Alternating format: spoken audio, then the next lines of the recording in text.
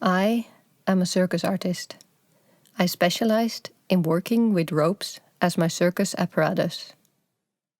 My body interacting with ropes in many different forms and applications to create movement.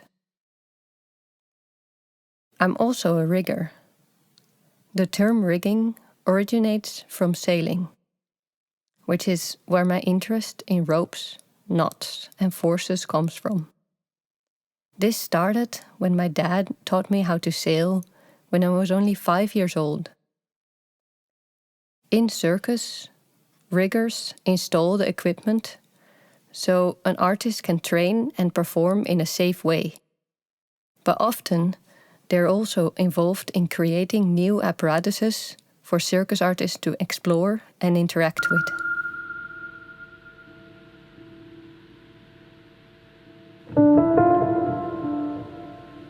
In the past 2 years, I did a research master in contemporary circus practices in Stockholm, where I combined my rigging and circus practices to explore the ropes that I'm working with. My research is about rope design, the design of, but more importantly, by the ropes. I want to create a dialogue between the ropes and myself, to look at how the body, apparatus, and environment could affect each other. And if one of those elements changes, how the others follow and react to that. I'm interested in all the different forces at play when I interact with the ropes. Both physical forces and forces of power, authority, or influence.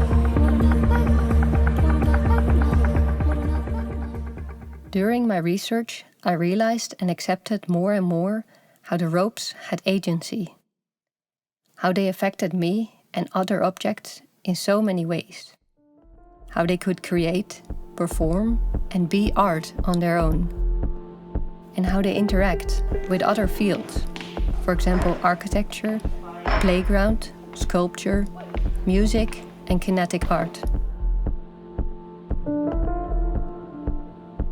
To get a better understanding of my relationship with the ropes and their agency, I've been looking at theories of speculative realism, new materialism, and object-oriented ontology.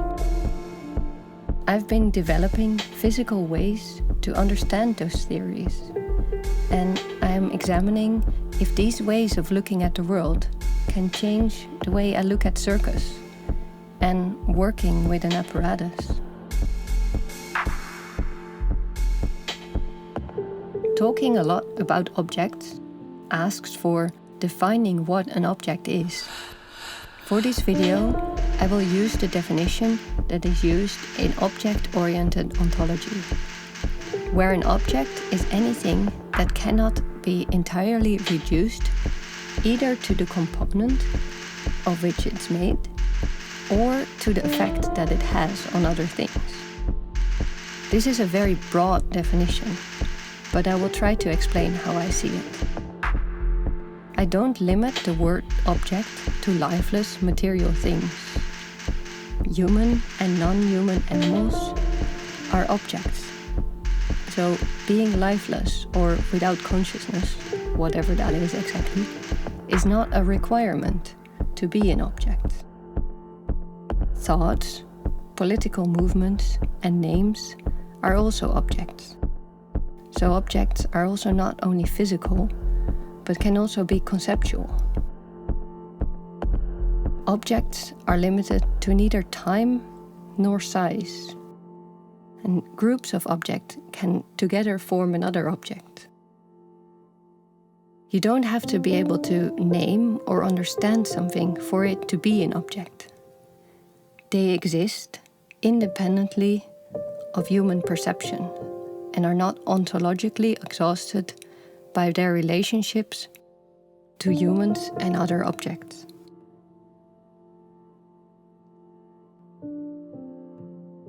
Some other terms that played an important role in my research are assemblages, interaction, and attuning.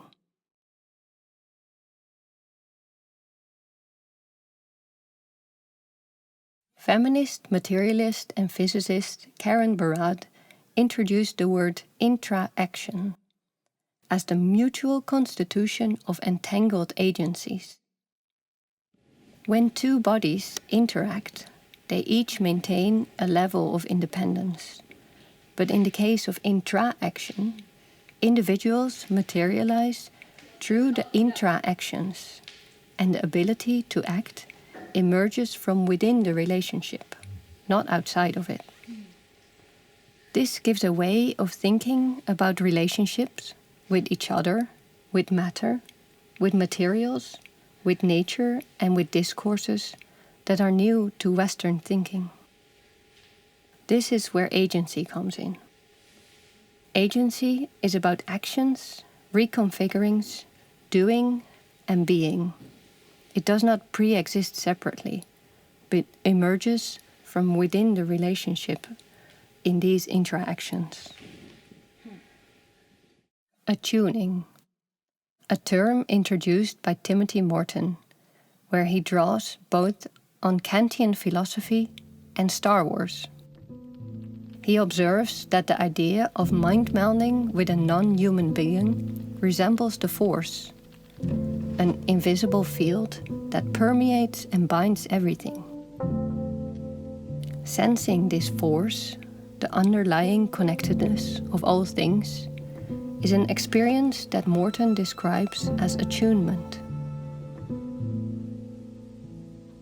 I call this listening with all your senses to the connection between objects, but it comes from the same idea. This could be an alternative to the relationships of mastery that are so often present in Circus. The ropes are talking, with knots as their words. They whisper and scream their secret to the world. But not many listen to hear what they say. They're trying to tell you, but why won't you listen? They whisper and scream, but you don't seem to care. You see them, you feel them, but have no clue what they mean. They want you to want to and be understood. They won't give up, but this is no good. So many curves, some soft and some sharp. The crossings, the curves, the bends and the turns, all together form knots. They're hoping at some point you will learn to listen. They whisper and scream. Do you know what they mean? They want you to want to, so please, just try to listen and see them. Take all of it in. They tell you their secrets, and that's just to begin. During this master, I've gone from working with several disciplines to having a practice, or at least being conscious of that practice. Not practice as in practicing, a learning method where you improve through a constant repetition of activities with the aim to master that activity. But a practice that builds towards the making of art. A practice is a collection of doings, in which thinking is a doing as well, which can come in all kinds of shapes and sizes. I think having a practice is something we miss in Circus. We have our daily discipline training, and sometimes we work on creation for a piece, but we don't have a daily practice for our creative work. Doings that don't directly have to lead anywhere, but are always adding on to our broad creative vocabulary. I think we need more people who have a circus practice and create a broader community of circus practices. My practice is constantly changing and adapting, informed by all the different objects it comes in contact with, as well as the practices of other people around me.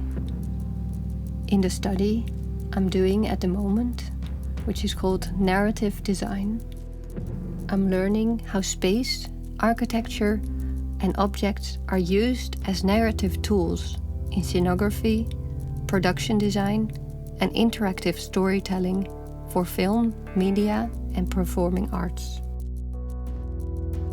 I'm discovering how world building, game design, 3D modeling, costume and set design interact with my rigging, design, and circus practices, and how the ideas and practices of my fellow students give me a different perspective on my own practice.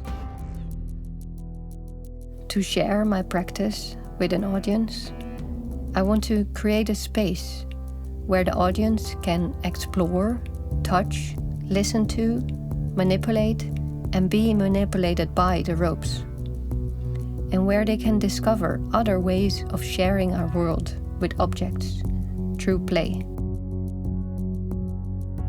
During my research, I was reflecting on bubbles. I started to think that each object has a bubble around itself, as a sort of kinesphere. This came from the idea of life cycles, that each object, no matter if it's alive or not, has a life cycle, whether it is a computer, a sloth, or an idea. Visualizing a three-dimensional version of this life cycle or circle creates a sphere or a bubble. Over the time of its existence, an object and the bubble that surrounds it develop and are influenced by other objects outside itself, and it changes in accordance to that.